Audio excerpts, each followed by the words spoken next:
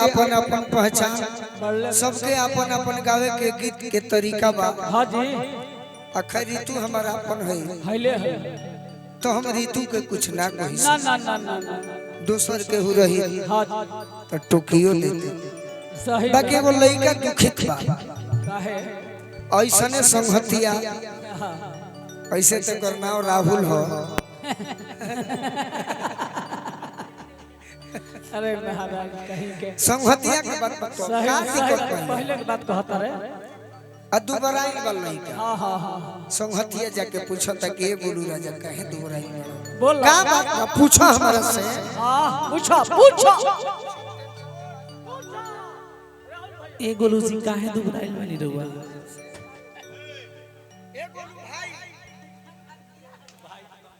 आए हाय दीदी दीदी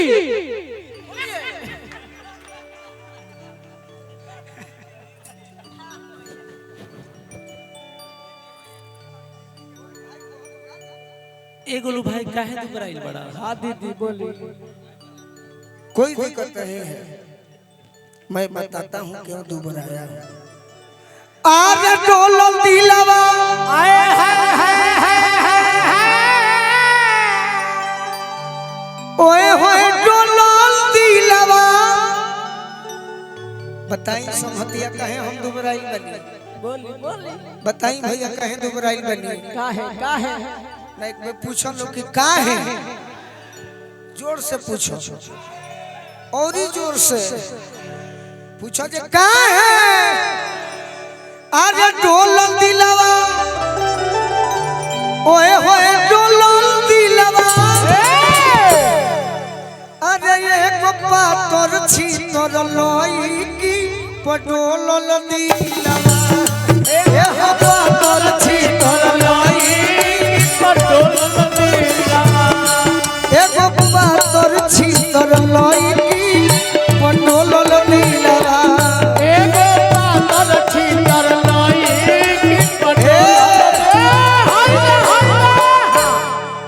हम जब स्कूल में पढ़ते थे, आज भी पढ़ते हैं, सही में कलाकारी के जगत में दुई आदमी तेज भइलन। के एगो मनोज तिवारी जी हाँ जी और दूसरा गोलू राजा। सही में बाकी कलाकार सिग्नेचर वाला हाँ हो। हाँ हाँ सही में। तो हम स्कूल में जब रही, अब विद्यालय में पढ़े नहीं, संगीत के भी हाँ जी आज टीचर होके वाला बनी एक महीना में। सही में सही कहते हैं। तो हम कहीं कि दुश्मन को इस कदर मारो मारो उसे होश आ जाए, हाँ और हम जैसे छोटे कलाकारों के लिए तालियां इस कदर बजाइए कि अभी भी हम कलाकारों में जोश आ जाए।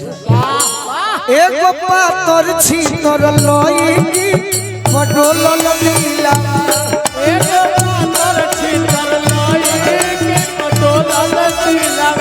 अरे एगो पातर छी तोर लोई की पडोलल दिलवा।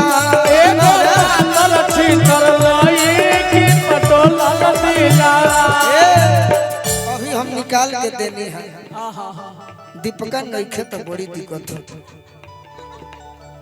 ओकरा बहन के शादी बा, लड़का कहता कि अरे पगला तुम टेंशन में हो, वो लड़किया बिया कैसा निमन बिया कि फालतू बिया। बात सही में लड़का पूछा तारे सो कि निमन बिया कि साफ घटहीन बिया। हाँ जी ना हो मैं नहीं खे ज्यादा नहीं निकल बोलो तो दवाई याद रखले बनी। कहता कि हमरा प्रेमिका के शिकायत मत करो। ना ना ना ना ना झील नियन झील मिली अखिया बा ताकि सोट के भीरी लाल गाल के सोर कहीं की। अरे कोई सेव कश्मीरी दहिया कैसन हो, ऐसा हो अरे दहिया लागे, अरे दहिया लागे जैसे दिल्ली वाला लाल किला। दहिया लागे दिल्ली वाला लाल किला। दहिया लागे जैसे दिल्ली वाला लाल किला। दहिया लागे जैसे दिल्ली वाला लड़का उत्साहित हो गई सो हाँ जी तो तनी है माइक से गाई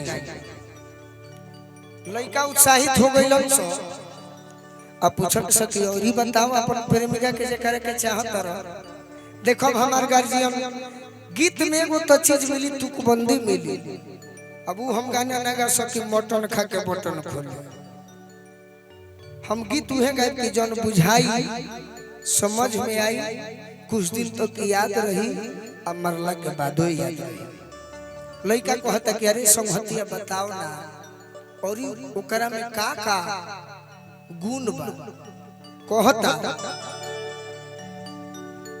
पलट दो अरे कुतुब मीनार के लेखाओ पर 6 फीटा हाइट ताजमहल के लेखा चेहरा चंचल मरत लाइट और का अरे दोनों जोड़ा जबनवा जैसे बांधल दिला दोनों जोड़ा रे जबनवा जैसे बांधल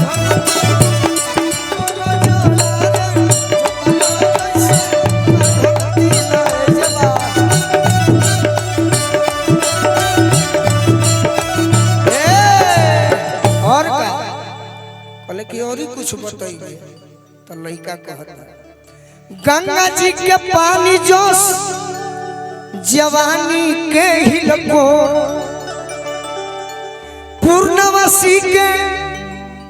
पूर्णमासी के चांद के नियन बिया धप धप गो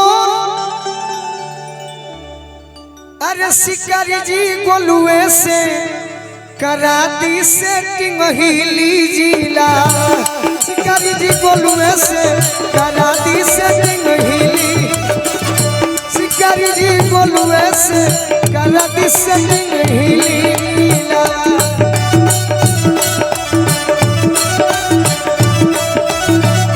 अरे ये गोपा तोर छी तोर लई की पटोल मिला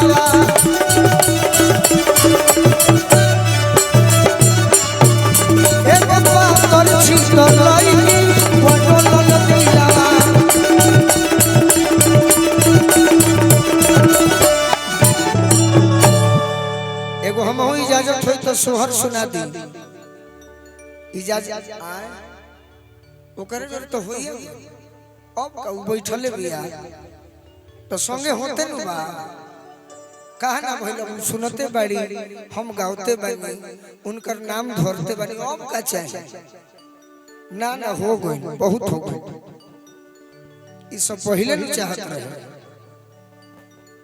का हो रही तू हमार नाम धरतनी तो सुनते बड़ू तारा ऊपर गीत गावते बनी अब का चाहिए अब ओइसन कलाकार ना हो जब से कर बियाह भइल बा हमरा दिल में करौरी इज्जत पड़ गई एगो तो पहले संगतिया रहे समाज के शान रहे अब हमार भौजाई भी तो ढेर मत करवाई सब है हाँ न तो बिगड़ जाई हम अब चाहत नहीं हम चाहत नहीं कि ऐसा गीत अतना गावस कि इनको रोज प्रोग्राम होखे कहीं दूसरे के नामे आवे तो लोग कहे कि ना ना ना ना ऋतु राय को बुलाइए कोई दूसरा नहीं चाहिए क्योंकि मेरा मार्केट खत्म है हम एक्सपायरी डेट में चलते नहीं सही कहते हैं बाकी ताक एगो सोहर सुनब सबे तो कहीं बाकी हो जाए इच्छा हुई तो अभी कौन टाइम होता है